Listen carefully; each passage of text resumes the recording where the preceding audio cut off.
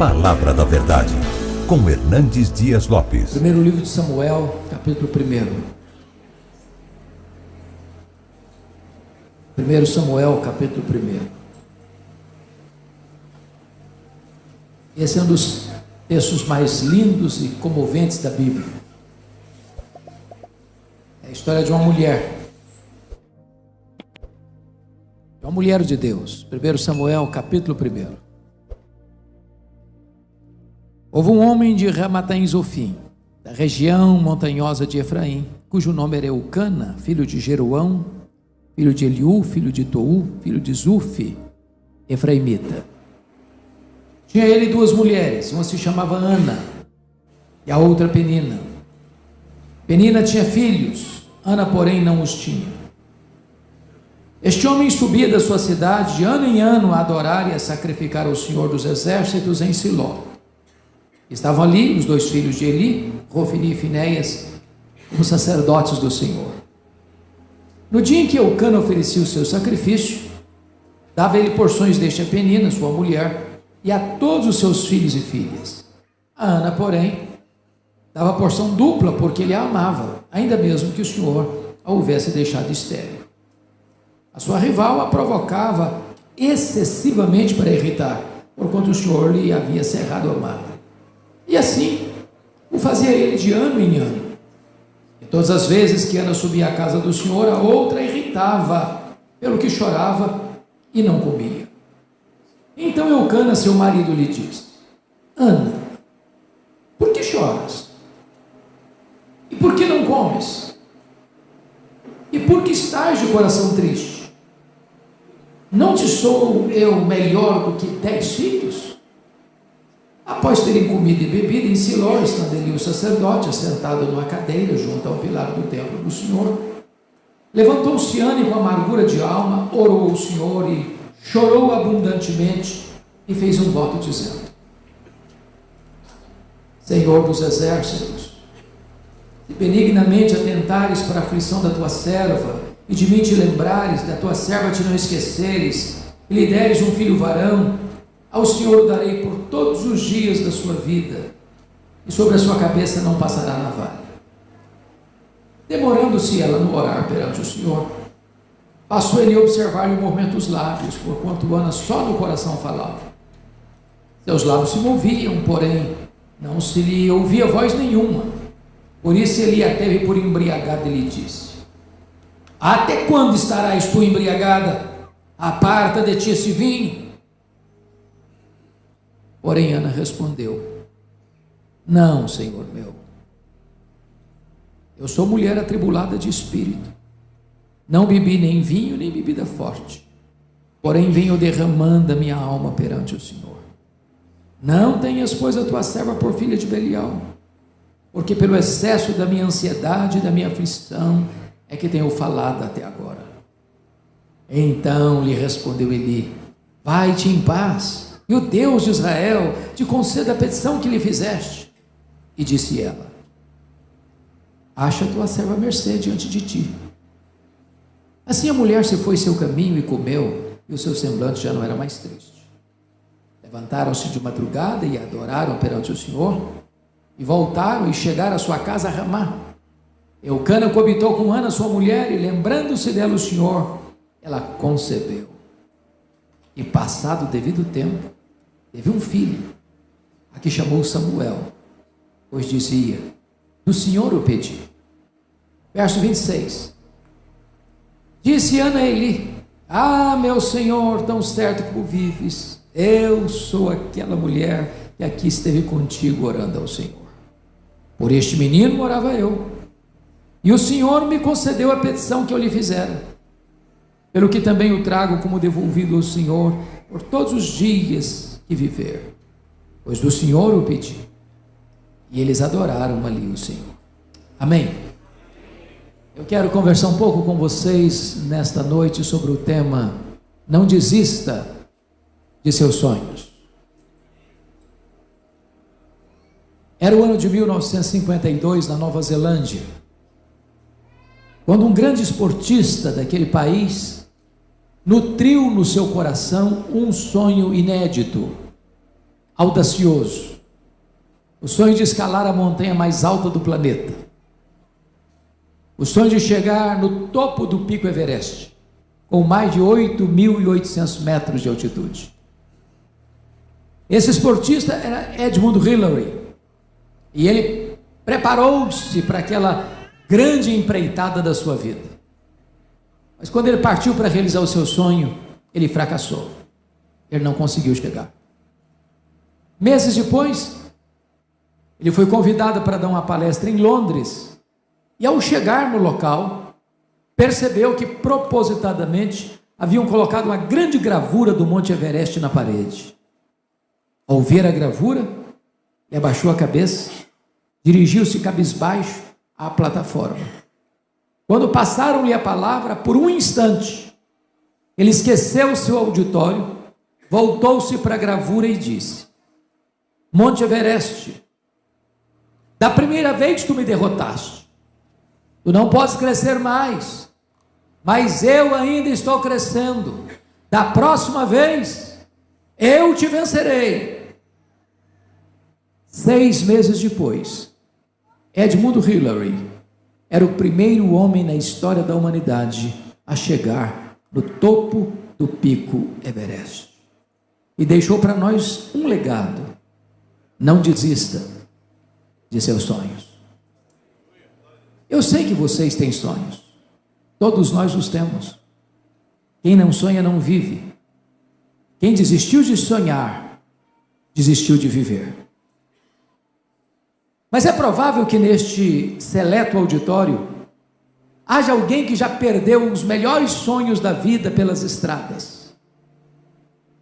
Talvez haja alguém aqui que viu seus sonhos mais belos se transformando em pesadelos. Quem sabe haja até mesmo entre nós alguém que já desistiu de seus sonhos, alguém que já enterrou os seus sonhos e colocou no túmulo de seus sonhos uma lápide: aqui jaz os meus sonhos. Pois eu quero encorajar você nesta noite a trazer de volta esses sonhos e a colocá-los na presença de Deus. Nós estamos na presença daquele que é o Deus dos impossíveis, o Deus das causas perdidas, e agindo Ele, ninguém o impedirá. Esse texto fala de uma mulher que teve um sonho legítimo, sonho de ser mãe, mas a Bíblia diz que ela é estéril, seu ventre é um deserto, seu sonho não está sendo realizado. E eu fico imaginando, pastor Luiz, que se Ana fosse nossa contemporânea, ela enfrentaria algumas abordagens. Acho que a primeira delas seria a seguinte: Ana, você é uma mulher tão crente, você vai tanto à casa de Deus, você ora tanto, você está com problema, você está doente, você tem que examinar mais cuidadosamente a sua árvore genealógica, deve ter alguma maldição hereditária incrustada aí na sua família. Enquanto essa maldição não for quebrada, você não vai ser curada. Só que o problema de Ana não era maldição hereditária. Se Ana vivesse hoje, talvez alguém chegaria para ela como os amigos de Jó, dizendo o seguinte: Ana, ninguém sofre sem causa. Para você estar sofrendo, você deve ter feito alguma coisa errada. Enquanto você não identificar esse pecado e confessar esse pecado, você não vai ser curado. Só que o problema de Ana não era pecado escondido. Se Ana vivesse hoje, talvez alguém chegaria para ela e dizendo o seguinte: Ana, deve ter algum demônio da esterilidade escondido aí na sua vida. Você precisa fazer em um culto de libertação. Só que o problema de Ana não era demônio. Confira comigo o versículo 5, por favor. Está escrito aí que o próprio Deus a deixou estéril. Agora olha o verso 6. Está escrito que o próprio Deus cerrou a sua madre, de tal maneira que a doença de Ana não tem a ver com maldição hereditária, não tem a ver com pecado, não tem a ver com demônio. A doença de Ana tem a ver com Deus. Bom, mas isso pode dar um nó na sua cabeça. Eu não estou entendendo. Se Deus é bom e Ele é, se Deus tem o melhor para nós e Ele tem, como é que Deus pode adiar os nossos sonhos e os nossos sonhos mais legítimos. Pois é sobre isso que eu quero conversar com vocês agora. Por que Deus adia os nossos sonhos? Primeiro, Deus adia os nossos sonhos para nós entendermos que o Deus das bênçãos é melhor do que as bênçãos de Deus. A maior necessidade sua não é da bênção de Deus, é do Deus da bênção. Você poderia ter todas as bênçãos de Deus, se você não tem Deus, você continua vazio. Irmãos, nós vivemos uma geração que pouco a pouco deslocou o eixo do Evangelho da centralidade da pessoa de Deus para a centralidade da pessoa do homem. Até parece que Deus virou um despachante celestial e tem que atender todas as suas necessidades, porque você é o centro do universo. Mas esse não é o Evangelho. Você não é o centro do universo, Deus é.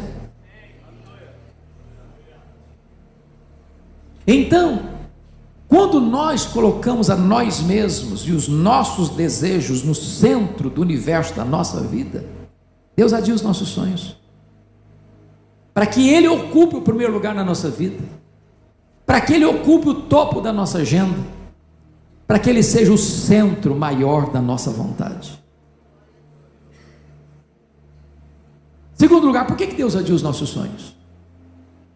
Deus adia os nossos sonhos para entendermos que tudo que temos, tudo que somos, veio de Deus, é de Deus e deve ser devolvido para Deus. Ana disse para ele: por este menino orava eu, pelo que o trago como devolvido ao Senhor por todos os dias da sua vida. Se Ana não tivesse entendido isso, ela teria gravitado ao redor de Samuel, e Samuel teria sido um ídolo na sua vida. Às vezes, irmãos, nós pedimos uma bênção para Deus, e Deus dá bênção, porque Ele é abençoador. Toda boa dádiva procede dEle. E aí você fica tão absorto e envolvido com a bênção, que você se esquece do abençoador. Vou exemplificar. Às vezes você pede para Deus prosperidade, e Deus dá prosperidade. A bênção do Senhor enriquece, com ela não tem desgosto. Riquezas e glórias vêm de ti. É Deus quem fortalece as nossas mãos para adquirirmos riquezas. Aí a pessoa começa a prosperar. Não tem tempo para Deus mais. Não dá para ir numa reunião de oração mais. Não dá para ir numa vigília de oração mais. Não dá para ir numa reunião de grupo familiar mais. Que está ocupada demais cuidando das bênçãos. E aí ela acaba transformando a bênção num ídolo. E não tem mais tempo para o abençoador. Entenda uma coisa: tudo que você tem, tudo que você é, veio de Deus, é de Deus, e deve ser consagrado de volta para Deus. A casa que você mora é de Deus, o carro que você anda é de Deus, o trabalho que você tem é de Deus, a saúde que você tem vem de Deus, os filhos que Deus deu para vocês são de Deus. Então coloque no altar de Deus o melhor daquilo que Deus tem colocado nas suas mãos. Consagre o seu Samuel. Terceiro lugar, por que Deus adia os nossos sonhos? Deus adia os nossos sonhos porque os planos de Deus são melhores do que os nossos sonhos. Qual era o grande sonho de Ana? Ser mãe. Qual era o projeto de Deus para Ana? Que ela fosse mãe do maior profeta, do maior sacerdote, do maior juiz de Israel, do homem que haveria de trazer de volta a nação apóstata para a presença de Deus. Às vezes Deus está olhando para você e dizendo assim: meu filho, sabe por que eu não vou atender você? Você está pedindo pouco demais, tem coisa melhor para você. E Ana teve que lidar com 3 assassinos de sonhos. A primeira pessoa que quis matar os sonhos de Ana foi a sua rival Penina. Eu não sei o que a Penina dizia para Ana, mas de uma coisa eu tenho certeza: Penina não era uma mulher de Deus. E gente de Deus não viu para infernizar a vida dos outros. Gente de Deus é um bálsamo. Mas à luz do versículo 6, eu acho que a Penina dizia mais ou menos o seguinte para Ana: Ana, você é tão crente, você vai tanto à igreja, você ora tanto, está doente. Eu não sou crente igual a você, Eu não vou à igreja igual você. Eu não oro igual você. Estou aqui com saúde, cheia de filhos. Se esse negócio de orar funcionasse, você não estava aí doente. Você conhece gente assim? Cuidado com essa gente. São assassinos de sonhos. Estão querendo passar para você a ideia de que se você é crente, você nunca vai ter problema na vida. Isso não é verdade. Jesus nunca prometeu isso nem para você, nem para mim. O que ele prometeu é estar conosco todos os dias até a consumação dos séculos. A segunda pessoa que quis matar os sonhos de Ana foi o sacerdote Eli. Todo ano Ana subia para Siló, todo ano. Lá estava Eli, lá estava Rofini, lá estava Finéias. Não consta a Bíblia em que nenhuma dessas idas de Ana a Siló, que nem Elias ou Finéias ou Rofini conversasse com ela, orasse por ela, chorasse com ela. A primeira vez que o sacerdote dirigiu a palavra para Ana foi para sacar contra ela um pesado libelo acusatório e chamá-la de bêbada, de filha de Belial, dentro da igreja. Eu acho que se a Ana fosse da Lagoinha, ela ia sair da igreja. Aí, eu acho que ia fazer um pouco mais, ia fazer uma campanha para tirar o pastor Eli da igreja. Por muito menos as pessoas fazem isso hoje. Você conhece crente hipersensível? Crente porcelana? Crente cristal? Qualquer coisinha trinca? Se milindra? Você vai sair da igreja? Ana era uma mulher madura. Não, meu senhor, não estou bêbada não. Não me trate como uma filha de Belial, eu estou derramando a minha alma perante o Senhor. Não permita que os seus sonhos sejam roubados, nem mesmo dentro da igreja. A terceira pessoa que quis matar os sonhos de Ana foi seu marido. O Eucana era um maridão. Diz a Bíblia que ele amava Ana. Diz a Bíblia que ele era um provedor, ele dava porções duplas a Ana. Mas o Eucana tinha um problema. Ele era cabeça dura demais para acreditar em milagres. Ele conhecia a história do povo de Deus. Ele sabia que Deus tinha curado Sara. Ele sabia que Deus tinha curado Rebeca. Ele sabia que Deus tinha curado Raquel. Ele sabia que a sua mulher orava e chorava constantemente pedindo cura.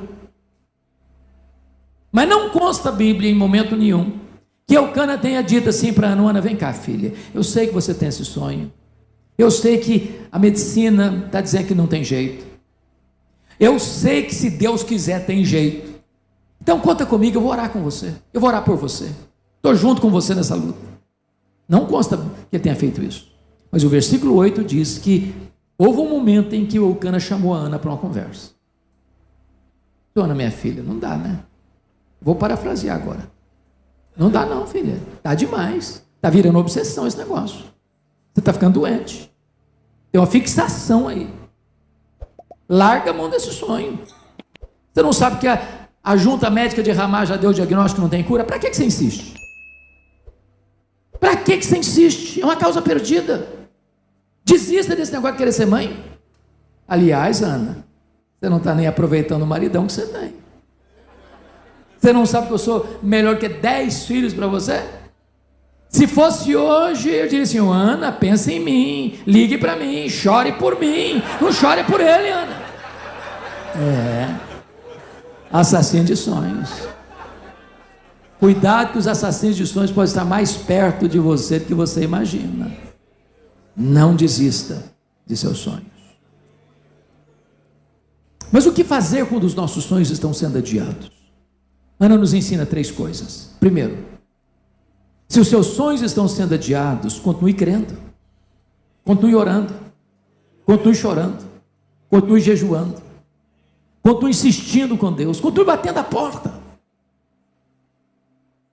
continue. Às vezes nós desistimos no limiar da bênção, às vezes nós paramos cedo demais. Quantos casamentos que poderiam estar de pé, que faltou um pouquinho mais de perseverança, de paciência, de perdão, de oração, de jejum, de choro. Quantas causas que foram declaradas perdidas, quando se podia avançar um pouco mais, esperar um pouco mais, chorar um pouco mais, orar um pouco mais.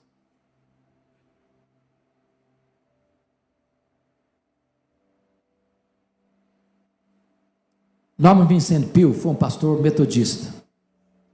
E ele escreveu o seu primeiro livro, O Poder do Pensamento Positivo. Todo escritor enfrenta uma batalha enorme para publicar o seu primeiro livro. As editoras não acreditam. Eles nem olham o conteúdo.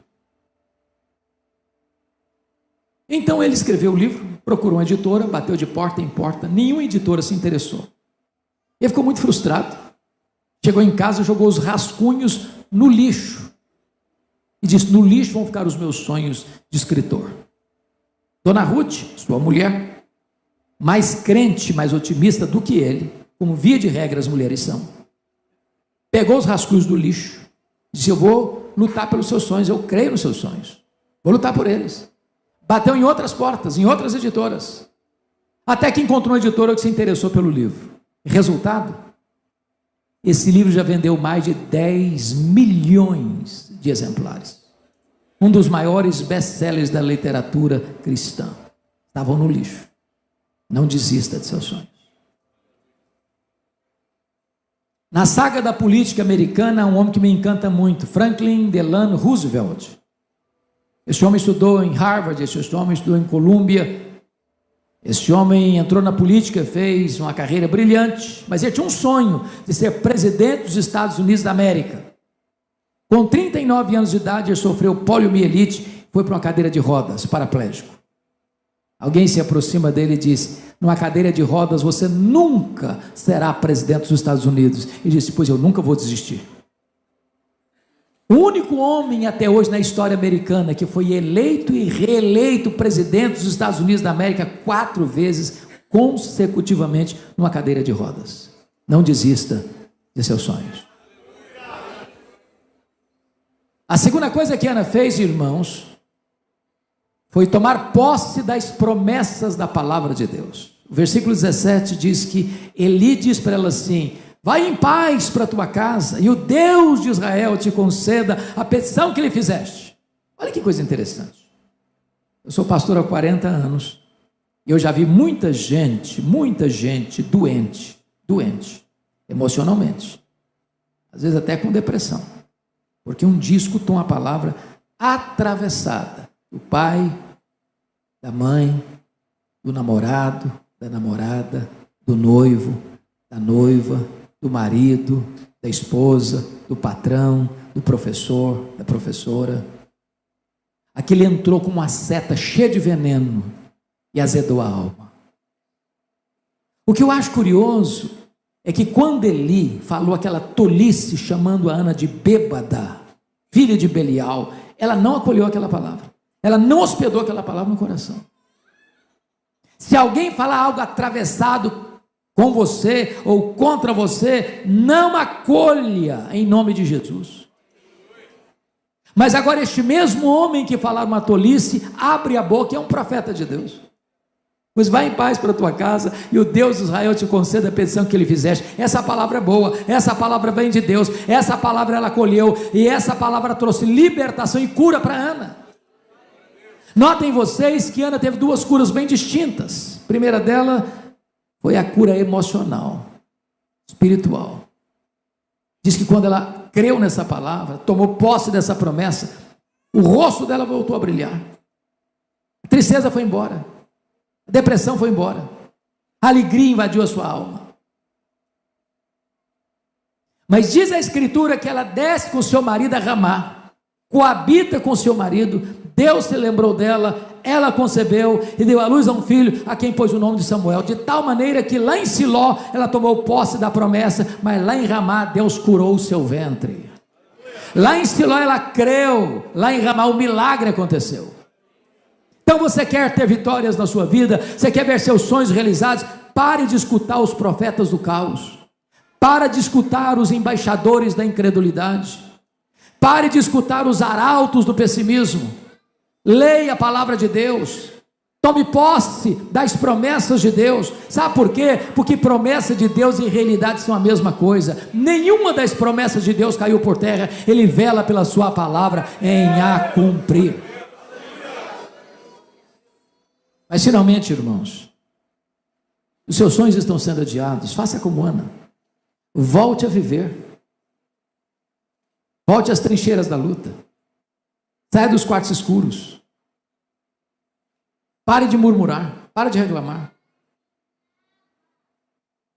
Há uma verdade que todos nós aqui cremos. É que Deus é soberano. Deus está no trono. Não tem acaso, não tem sorte, não tem azar. Não tem determinismo cego. Não tem misticismo, não tem olho gordo. É a mão de Deus que dirige o nosso destino.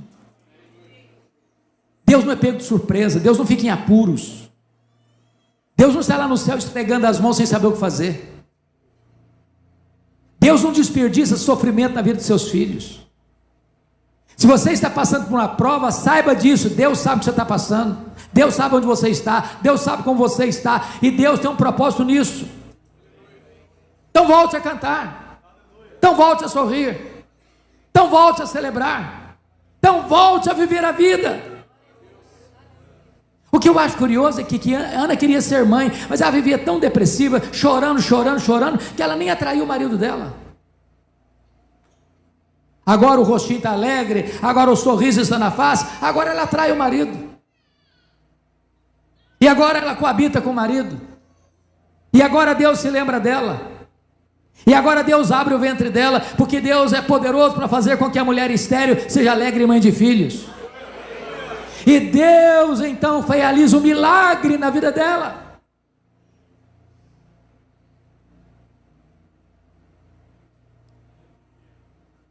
Há um autor que eu gosto de ler, embora não seja evangélico, Og Mandino. Se você nunca leu, pelo menos o maior vendedor do mundo de Og Mandino, vale a pena ler. Mas o que me impressiona na vida desse autor, desse escritor, é que aos 35 anos de idade, no seu livro autobiográfico ele conta isso, ele estava falido, bêbado, caído numa sarjeta, abandonado pela esposa, pela filha, pensando em suicídio. 10 anos depois, aos 45 anos de idade, ele estava escrevendo livros lidos e traduzidos no mundo inteiro, encorajando as pessoas a viverem com otimismo. E eu fico pensando se um cara que não é crente consegue viver com otimismo. E nós, povo de Deus, herdeiros de Deus, que temos o nosso nome escrito no livro da vida, que podemos afirmar: este é o dia que o Senhor fez, alegremo-nos e regozijemo-nos nele. Gente, crente tem que ser animado, sabia? Crente tem que ser animado. Crente tem que começar o dia abrindo a janela e dizer: Senhor, pode ser hoje, aquele dia, aquela causa, aquela necessidade, aquele milagre, pode ser hoje, Senhor. E ele dá um conselho muito simples para você começar o seu dia animado. Ele diz: você quer começar o seu dia animado? Diz ele, faz o seguinte, bem de manhã, antes do café, vá lá na banca, compre o melhor jornal da sua cidade. Aqui em São Paulo tem Estadão, tem Folha, tem outros. Mas os dois mais conhecidos são Estadão e Folha. Então compra os dois para você não ficar em dúvida. Abra o jornal. Mas, por favor, não comece a leitura pela página política, você vai ficar depressivo. Pula essa página.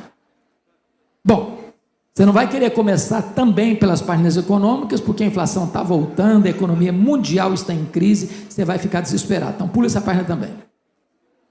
É óbvio que você não vai querer, de jeito nenhum, ler as páginas policiais. Você vai ficar com medo de sair de casa. Vai. Bom, mas é claro também que você não vai querer começar lendo as páginas esportivas, que de repente você é corintiano, está cansado de não conseguir ser campeão. Então, pula logo essa página também. Ele diz: você quer começar o seu dia animado? Faz o seguinte, comece a leitura na página do obituário, a lista das pessoas que morreram. Só um detalhe, você tem que ler tudo, o grande, não pequeno, tu lê tudo. Quando você terminar essa leitura, você vai descobrir algo fantástico. Você vai descobrir que o seu nome não está nessa lista. Você vai descobrir que as pessoas que estão nessa lista dariam tudo para estar no seu lugar, mas elas estão mortas.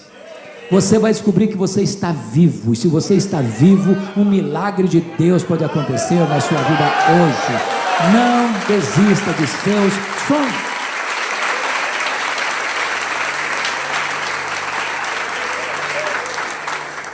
Essa mensagem, irmãos, tem um peso especial para mim por uma razão. Eu sou fruto de um sonho. Meus pais moravam numa região muito pobre, do interior do estado do Espírito Santo. Nos idos de 1958, não tinha estrada, não tinha carro, não tinha médicos. O primeiro médico ficava a 40 quilômetros e para uma pessoa ir lá tinha que ser transportada numa padiola, um lençol amarrado num varal e duas pessoas segurando, carregando pela trilha. A minha mãe estava grávida do seu último filho, em estado adiantado de gravidez, quando ela caiu gravemente doente e enferma.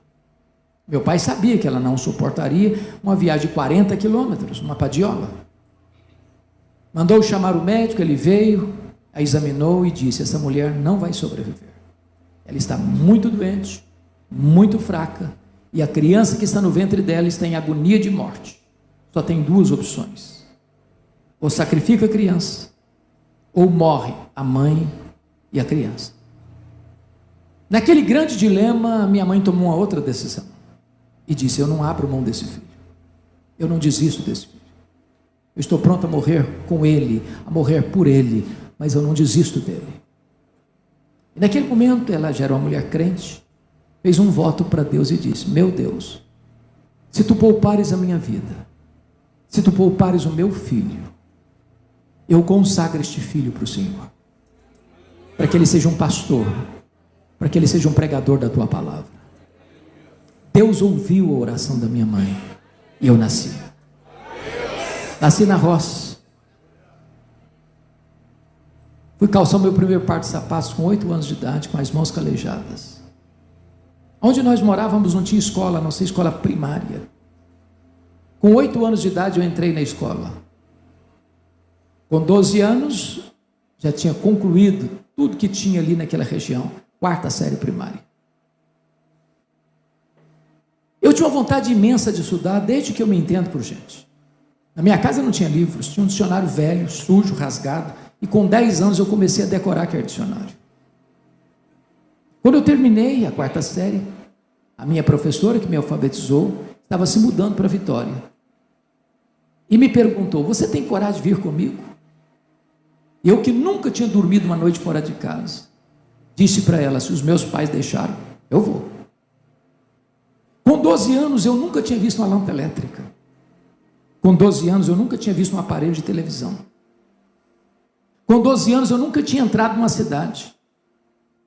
Com 12 anos eu subi na carroceria de um caminhão e fui parar no pior bairro da Grande Vitória, dentro de um mangue, do lado de um prostíbulo, um barraco de tábuas de 4 cômodos, com 10 pessoas. Foram tempos dificílimos. Muitas vezes eu namorei um pão de sal na vitrine de um botequim. Eu não tinha dinheiro para comprar um pão de sal. Muitas vezes eu queria comer farinha, comer açúcar, não tinha. E às vezes eu dormia chorando. Mas eu tinha um sonho, eu queria lutar por ele. O meu sonho de criança e de juventude, pasmem vocês, era ser político e advogado. Eu não perdi um comício por nada. Comícios eram feitos na praça. Enquanto o último orador não descia do palanque, eu não ia embora. No dia que eu fiz 18 anos, eu tirei meu título e me filiei no partido. E um dia eu conversava com um presbítero muito amado e falava para ele do meu projeto de vida. Olha, depois que eu me tornar um advogado, depois que eu me tornar um político, depois que eu realizar os meus sonhos, eu quero ir para um seminário para dedicar o resto dos meus dias para Deus. E este homem botou o dedo no meu nariz e disse: você quer dar sobras para Deus? Deus te quer agora, hoje. A sua juventude, a sua inteligência, Deus te quer agora. Aquela palavra entrou no meu coração com uma flecha. E eu saí dali 100% convencido de que Deus estava me chamando naquele momento para ser um pastor. A minha mãe, embora analfabeta, ela nunca teve o privilégio de sentar num banco de escola. E ela amava a Deus, mas nem sempre alguém estava pronto ou disponível para ler a Bíblia para ela.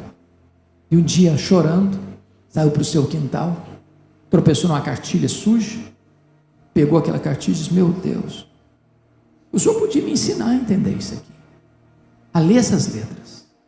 E ela aprendeu a ler naquela cartilha, lia fluentemente a sua Bíblia. Mesmo sendo analfabeta, era uma mulher sábia. Ela nunca me contou o sonho dela, o projeto dela com Deus, porque ela pensava no coração: se eu contar, ele vai ser sugestionado. É preciso que Deus fale ao coração dele. No dia que eu cheguei em casa e contei para ela o que aconteceu, o meu chamado, ela disse: meu filho, por isso eu orava antes de você nascer. Antes dela partir para o Senhor, ela me chamou na casa dela e me contou essa história. Eu chorei muito, porque ela me disse algo: meu filho, nesses anos todos, eu nunca deixei de me levantar de madrugada, todas as madrugadas, me colocar de joelhos e orar por você, para que Deus levantasse você, para que Deus capacitasse você. Eu a abracei e chorei copiosamente e disse: mamãe, a senhora está me ensinando as lições mais importantes da vida. A senhora está me ensinando que um filho nunca é pobre se tem uma mãe que ora por ele. A senhora está me ensinando que o importante não são os meus sonhos, mas são os planos de Deus.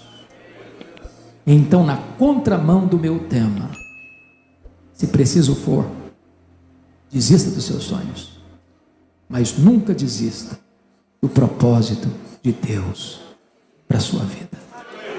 Que Deus nos ajude.